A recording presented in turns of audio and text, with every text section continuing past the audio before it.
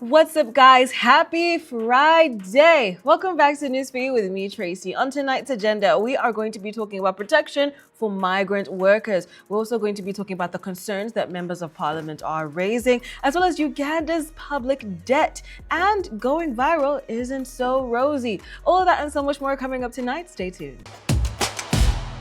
The International Organization of Migration, IOM, has called for stronger cooperation and safer migration policies in order to protect migrant workers as concerns grow over abuse and exploitations of Ugandans working abroad. Now, according to the Bank of Uganda, remittances rose to 1.6 billion USD in the 12 months to mid-2025, up from 1.4 billion USD the previous year, making them one of Uganda's top sources of foreign income.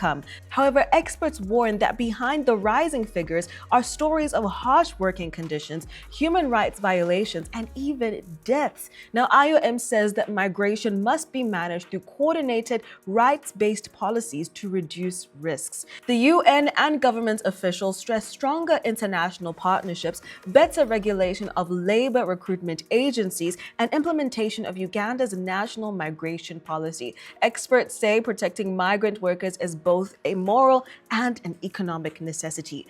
This is where a bulk of our foreign income comes from. So we need to make sure that our migrants who go to the different countries to work are well taken care of. Members of Parliament have raised concerns about the biometric voter verification machines that will be used in the 2026 general election, saying that they may cause delays at polling stations. So MPs questioned whether the Commission has enough backup systems and trained staff to handle the technology. Brigadier General Charity Bainababo has asked how the Commission plans to control voters after they've cast their ballots and protect the machines from interference by powerful individuals or groups.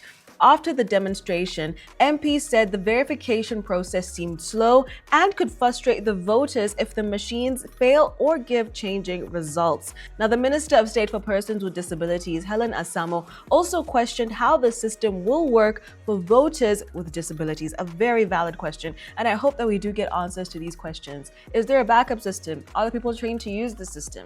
We need to have this very well in order before the actual elections. Uganda's public debt is nearing 120 trillion Ugandan shillings as Parliament continues to approve supplementary budgets and new loans. On Tuesday, lawmakers approved fresh borrowing worth about 2.17 trillion Ugandan shillings, which is about 610 million USD, adding to the 8.1 trillion shilling supplementary budget that was passed earlier this month. Now, this pushed the national budget from 72.3 trillion shillings to 78.6 trillion shillings. Now, Treasury Permanent Secretary Dr. Ramadan Gobi said the extra spending does not mean poor planning, but it is meant to cover unexpected and urgent costs approved by Parliament. He noted, however, that some government agencies still misuse the budgeting process. Now, Uganda's total debt now stands at 116.2 trillion Ugandan shillings, split evenly between domestic and external borrowing. Now, while Treasury insists that the debt is still manageable, concerns remain over responsible borrowing as the debt to GDP ratio rises above recommended limits. You know, I can understand like emergencies happen, there's need for urgent money. I understand that. But what is the long-term plan? Because things can't keep happening and then you have to keep getting a new supplementary budget because the debt crisis is getting worse. So how do we ensure that moving forward, we don't have to borrow as much as we are? I don't know. You guys let me know what you think in the comments. So remember that video that went viral a little while ago of a man and a woman like kind of holding each other at a Coldplay concert, but then when they saw themselves on the big screen, they were like, oh, they jumped apart. Well, it was figured out that that was the CEO of a company named Astronomer, and that was his chief people officer, and they were both married. It caused a whole hullabaloo. So Kristen Cabot, which is the name of the lady in the video, she came out and she spoke out. So she did end up stepping down from her role. Her and the CEO both stepped down from their roles. She said that the online abuse has never stopped and has affected her career and her family. In interviews, she denied having a relationship with her boss, admitting to only acting inappropriately after drinking. She says she has struggled to find work and believes that she faced harsher criticism simply because she is a woman. Why were you holding each other at this event, guys? There's no reason to do that if indeed there was nothing going on between the two of you. Why were you holding each other like that, and why did you jump apart?